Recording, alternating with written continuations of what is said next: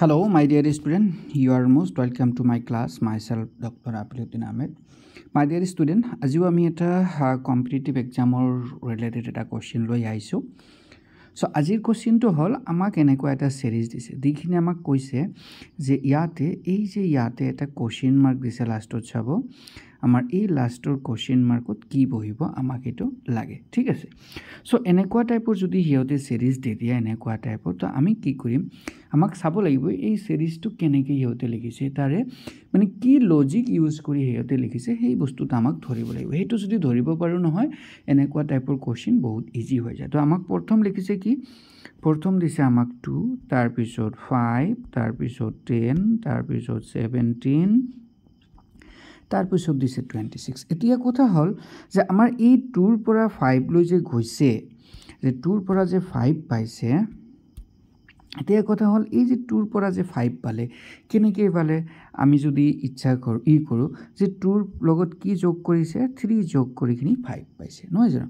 আকৌ যদি আমি 5 ৰ পৰা 10 পাম কেনেকৈ পাব পাৰো আমি কি যোগ কৰিব লাগিব 5 যোগ কৰিব লাগিব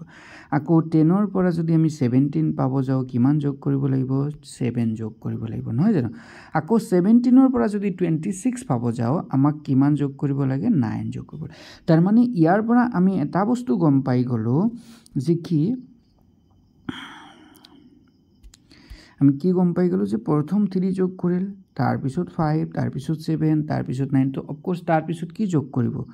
11 যোগ কৰিব নহয় জানো এনেকৈ হিয়তে যোগ কৰি থাকিব তাৰ মানে এতিয়া 26 ৰ লগত হিয়তে কি যোগ কৰিব 11 এড কৰিব সো 26 ৰ লগত যদি 11 যোগ কৰি দিয়া হয় হেতু কিমান হ'ব